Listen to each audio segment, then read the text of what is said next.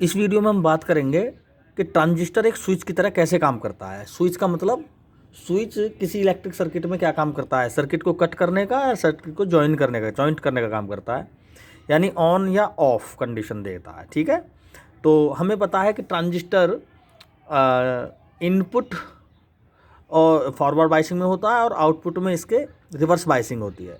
इसका main principal क्या है कि जो हमारा ट्रांजिस्टर होता है उसमें ये एक बाईपोलर जंक्शन ट्रांजिस्टर होता है, जिसमें एक जो पहला जंक्शन होता है वो फॉरवर्ड बायसिंग में होता है। और अगर सिलिकॉन का बना हुआ हमारा सेमीकंडक्टर है ट्रांजिस्टर में, जो पी टाइप और एन टाइप क्रिस्टल होते हैं, तो डिप्लेशन लेयर जो होती है फॉरवर्ड बायसिंग में, वो जो उसका पोटेंशियल बैरियर होता है उसका 0.7 इलेक्ट्रॉन वोल्ट यानी 0.7 वोल्ट उसकी वैल्यू होती है डिप्लेशन लेयर की। तो अगर हम इनपुट बायसिंग में तो 0.7 वोल्ट से कम जब तक वोल्टेज रहता है तो ट्रांजिस्टर में कोई भी आउटपुट करंट हमें नहीं मिलती, यानी उस कंडीशन में जो ट्रांजिस्टर होता है वो ऑफ रहता है, यानी एक ऑफ की तरह काम करता है, उसमें कोई करंट फ्लो नहीं होती। और जब जैसे ही उसमें 0.7 वोल्ट से ज़्यादा इनपुट वोल्टेज मिल जाता है उसको इनपुट बैटरी से, तो उसमें कंडक्शन शुरू हो जाता है, वेरिएशन भी शुरू होता है। और जब तक तो होता है जब तक वो सेचुरेट नहीं हो जाता करंट का वेरिएशन। तो हमने ट्रांजिस्टर एम्पलीफाई सिग्नल्स को कैसे करता है उसको एक वीडियो हमने इससे पहले वीडियो में हमने क्लियर किया है कि अगर कोई हमारे पास एसी सिग्नल है ना, तो जैसे हमारे पास कोई ये एसी सिग्नल है, इसमें इनपुट एसी सिग्नल, जैसे ये एसी सिग्नल है, यहाँ पर अप्लाई कर दिया हमने, तो कॉमन एमीटर में आउटपुट और इनपुट सिग्नल्स के बीच में फेज़ 180 डिग्री होता है, हमने बताया उस वीडियो में। तो देखो फर्स्ट हाफ साइकिल ये क्लॉकवाइज है, फर्स्ट हाफ साइकिल, तो इसमें अगर थोड़ा सा वेरिएशन हो रहा है इस तरह से, तो बेस करंट बढ़ेगा, क्योंकि बेस करंट की डायरेक्शन भी ये है और इस करंट की भी डायरेक्शन ये है। तो बेस करंट बढ़ेगा, उसके साथ आईसी बढ़ेगा, इसमें को आईसी की वैल्यू बढ़ेगी, और आईसी के बढ़ने के साथ वीसीबी डिक्रीज़ होगा।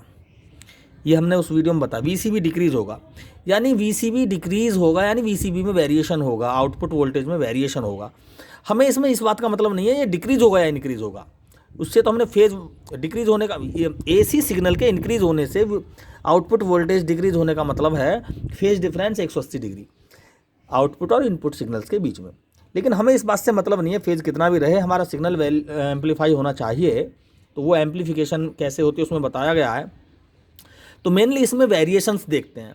इनपुट एसी सिग्नल्स में वेरिएशन बहुत कम होने के बावजूद आउटपुट में जो वेरिएशन होता है बहुत ज़्यादा होता है। तो हमने बताया कि भाई जैसे फर्स्ट हाफ साइकिल को देखें तो बेस करंट बढ़ेगा, आईसी बढ़ेगा, तो इस सिग्नल के थोड़े से इंक्रीज होने से ही आईसी बढ़ा, वीसीबी डिक्रीज़ हो गया, तो थोड़ा सा इनपुट एसी सिग्नल के बढ़ने से बहुत ज़्यादा डिक्रीजमेंट हुआ, यानी आउटपुट में वेरिएशन कुछ ज़्यादा ही होता है। तो जैसे जैसे इसमें ये हमारा एसी सिग्नल जैसे जैसे अपनी वैल्यू बढ़ाता है इस तरह से, वैसे वैसे ये आउटपुट सिग्नल्स की वैल्यू डिक्रीज़ होती है इस तरह से। ठीक है, ऐसे क्लियर। अब जैसे ही ये अब लगातार सिग्नल नहीं बढ़ा, सैचुरेट हो गया, फिर डाउन जाएगा इस तरह से ये, तो यहाँ पर सैचुरेट हो गया ना ये, तो हमारा आउटपुट सिग्नल भी यहाँ पर सैचुरेट की कंडीशन में आ गया। क्लियर। अब ये एंटी क्लॉकवाइज पोर्शन में होगी कंडीशन इसकी। एंटी क्लॉकवाइज मतलब करंट कुछ ऐसे चलेगा, आई भी घटेगा, आईसी घटेगा, तो ये फिर बढ़ना शुरू हो जाएगा वीसीबी, तो ये फिर इस तरह से बढ़ेगा ऊपर को, आगे को ये बढ़ेगा, फिर सिग्नल बन जाएगा। तो यहाँ पर हम देखेंगे, देखो ये जो रीजन है ये कट ऑफ रीजन है। यहाँ पर 0.7 वोल्ट से अगर बैटरी इनपुट, ये वी इनपुट है ना, इसकी वैल्यू 0.7 से कम है तो कंडक्शन ही नहीं होगा। इस कंडीशन में ट्रांजिस्टर को हम कहेंगे ये ऑफ है। क्लियर।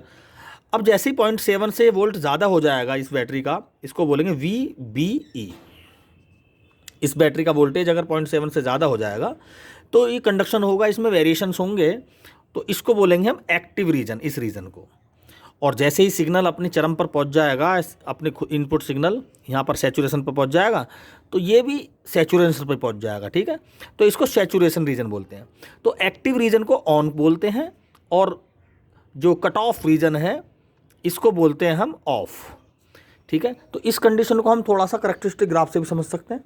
जैसे आउटपुट करेक्टरिस्टिक ग्राफ इसमें शो है, बेस करंट कांस्टेंट कर दिया और VCE और IC के बीच में अगर हम आउटपुट करंट के बीच में हम ग्राफ ड्रॉ करें तो इस तरह से ग्राफिंग आएंगी, ये सैचुरेशन हो जाता है करंट का। तो मैंने बताया था कि ये जो रीजन होगा कट ऑफ रीजन है, यहाँ पर इनपुट और आउटपुट बाइसिंग दोनों रिवर्स में होंगी और ये हो जाएगा आपका सैचुरेशन पोर्शन। ये यहाँ पर दोनों बाइसिंग फॉरवर्ड रहेंगी और ये जो रीजन है ये एक्टिव रीजन होगा। तो एक्टिव का मतलब ऑन रीजन, यहाँ पर हमें ग्राफ्स मिल रहे हैं सैचुरेशन भले हो करंट का। ठीक है, कट ऑफ रीजन का मतलब ऑफ और एक्टिव रीजन का मतलब ये एक्टिव रीजन है। यहाँ पर एक्टिव रीजन का मतलब ऑन और सैचुरेशन मतलब सैचुरेट हो गया यानी कांस्टेंट हो गया करंट। ठीक है, तो ये एक्टिव रीजन ऑन और कट ऑफ रीजन ऑफ। तो ये है transistor as a switch. Thank you.